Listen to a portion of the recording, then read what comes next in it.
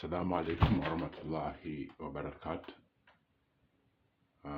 Good evening, good afternoon to every human being on earth. My name is Kiseka David Tababula. I've come to explain, to give an interpretation about this work of art and the meaning, the great meaning that lies behind the work itself. In this name, or in this work of art, as you can see, everything is derived from the Holy Quran. These are surahs, ayahs of the Holy Quran, which are wrought on the canvas in oil colors. The work of art in the interpretation about this piece of art is that on many occasions I've been sending a message to humanity about the Holy Quran and its authenticity, the origins of the Holy Quran and how it spreads around the globe, east to west, north to south, as a blanket of clouds. The Holy Quran is an eternal living book. It's eternal and living. It's not like a book which are held by men. Books which are written by men have no life. They have no motion of life. But the Holy Quran is eternal and living, and has emotion and has emotion of eternal life. It's eternal and living. As so, that's why what you see on the as clouds, all you people, what you understand as clouds on the horizon, those are eternal living words of the holy eternal living Quran. The clouds that are assembled in columns or lines, those are holy living words of Allah, or those are the words that are found in the Holy Quran. The eternal living Quran spreads east to west, north to south, and over us in the canopy as a blanket of clouds that gives life to everything that lives on earth. For so many years, humanity or human beings did not know what the Quran is. Even some of you right now do not know what the Quran is, because that was Allah kept it that way for a long time for mankind, that its time has come for you to understand what the Quran is.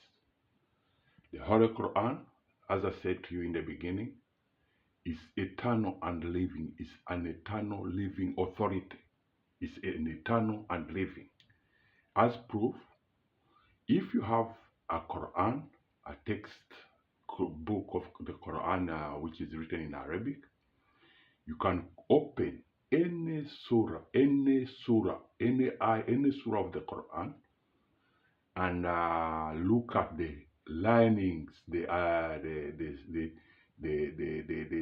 how the lines of the textual words of Arabic are written in the lines of the Quran. And when you look at that and compare it with the clouds, the lines and the columns of clouds in the sky, you will see that the columns of clouds on the horizon and in the sky on the horizon are assembled in lines, straight lines, and some of them are broken. Sometimes they're broken. Sometimes there is a single cloud. But being a single cloud doesn't mean that it's not. It's also a letter, a single letter of the name of the words of Allah. The words of Allah are very, very eternal, very, very, very eternal, very holy. So a single letter of the words of Allah can cover a radius of up to 100 miles of 100 miles of kilometers in terms of radius or space. So that is how holy this holy book of Allah is. These words of the eternal living words of Allah, how holy they are. They are very, very holy. They are very most scared. They are very eternal and they are living. The words of Allah, that He who created us, He, Allah, who created us, His words are eternal and living. From the day He commanded the book, His book, to be a living sustenance to humanity and everything that lives on earth, it has been so, and it will continue to be so until such a time that He says, as He decrees in the Quran, that one time He will come and judge humanity to what they've been up to. And for me, my message to humanity, which was given to me, is to interpret, to show you human beings what the Quran is. You must stop the foolishness of living in denial.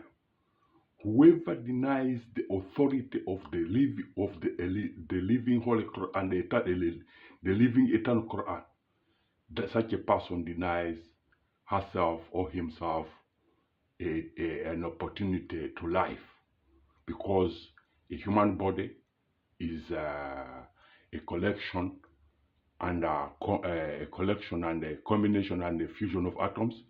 And as you all know, atoms live in space, but Allah, according to the decrees of Allah, He commanded those atoms to become an egg, and an egg developed into what becomes a human being. So to that authority, and that authority, if you look at, if I take you back to the assembling of the egg and this and that, so all these work out as commands that are under the mechanisms and the principles of the Holy Quran and the eternal living mechanisms that makes up what a human being is. A human being is conceived from an egg and a sperm, but that egg has to commands that it has to follow before it forms into a zygote, or before it becomes starts the journey to become a human being. So the process of being an egg is a command from Allah, and it's Allah who commands the atoms, the tiniest minute atoms, which are not we know them as atoms. Allah commands them, and they become what a drop of water, what we call an egg, and that egg. From that egg, Allah commands it again, and it gains shape and all sorts of until you become an older person up to 90 years or 100 years or 120 years. So it's only Allah, it's only the most holy, glorified Almighty Allah who can command, who has the power to command an egg to become a living being that can even produce its own offsprings. No human being can do that. No any other being can do that, apart from He who created them. He who, the most holy, glorified Almighty Allah, is the only one who can do that. And to explain to you more about this work, is that in the background on the work of art, you can see that the words in Arabic are in straight lines from they start from right to left in straight lines. But those straight lines are what you look when you look at the horizon. When you look at the horizon on in the house, when you are outside in your house and you look out on the horizon, what you see as clouds, those are letters, characters of the Arabic alphabet. The language in which these clouds are displayed on the horizon is an angelic language, but very, very similar to Arabic. Very, very, very similar to Arabic. So that is a holy language of angels. The angels use that language, and it's the language from which Allah gathers the clouds, His words, and releases them as water, so that it comes on earth as water for human beings to quench their thirst. And also it's that water that makes the plants grow, and animals also feed from the water, and so many other things that are known to men and that which are not known to men. So the reality, the truth about the Holy Quran is that what you see on the horizons as clouds, those are eternal living words of Allah. They are eternal living words of the Holy Quran, the words of Allah that gives life to humanity. That's what I can interpret or tell you about this name. Allah gave me the ability to be able to write it in a form that is conducive for mankind to look at, a visual interpretation for mankind to look at and understand what really the Quran is. The Quran is an eternal living power, authority, eternal living glorified words of Allah that gives life to us. The Quran is a living, eternal book. Allah has books, like many He taught you. You have books, but your own books, they have still life. They don't have eternal living life. They don't have eternal living life. But the books of Allah are eternal and living. That's all I can tell you about this name, about this work of art. And I pray that Allah grants you an ability to understand what I'm showing you as human beings. Many of you choose the Quran or don't understand the Quran, but it's very simple. Very simple, unless you want to live in a state of condemnation to yourselves, then you can keep yourself that way. But if you want to free yourself from the dogma of foolishness, look at this work of art and understand that indeed the Quran is a guidance, it's a manual to humanity. The reason why it was lowered or was given to Muhammad, the messenger, the reason was why the Quran was given to Muhammad, the messenger, as a guidance to humanity. For it's Allah who created us.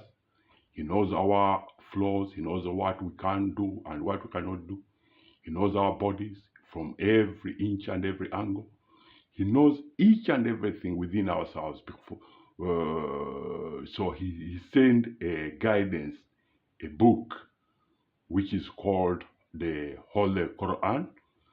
In that book, there are divine laws, divine rules, divine cautions to enable human beings to live in harmony with each other, to enable human beings to live in harmony with other creations, like the animals we share this land with, this earth with, and other beings which are there in creation. This Holy Quran permits the guidance, the message in the Holy Quran teaches men and women how to live in a society without harming each other, without harming the environment, without harming our children, without harming our parents, even our fellow human beings, because it's through this Holy Quran that Allah, as I said, He created us, He knows us, He sees us as one being, and all of us who lives on earth are counted as Muslims, whether you like it or not. Every human being is a Muslim. From conception is conceived as a Muslim. But when we reach the world, when we reach the earth, then that's when we drift and become things that are worthless and useless. Even some of our people end up killing their fellow human beings, which is really against any natural law, any natural order, to torture, to torment, to use sadistic influences to harm others is indeed a curse that everyone who commits such a crime against humanity, one day when they depart from this world, definitely they will have to answer for what they did in the world against the creations of Allah. That's me. I've explained to you. And I beg Allah that He allows you people to understand the meanings of, of the Quran. I'll repeat it once more, that the clouds that appears on the horizon, those are eternal living words of Allah. Those are eternal living words which are found in the Quran. Some of them are ayahs in the Quran. We call them ayahs, surahs, and great attributes of Allah that Allah folds and holds and sends to earth as water to quench the thirst of men and women.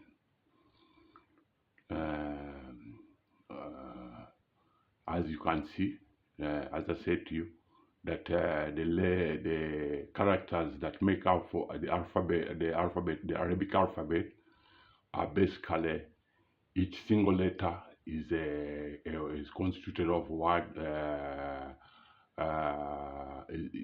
single letter of the Book of Allah is very, very powerful, very, very strong, and very eternal.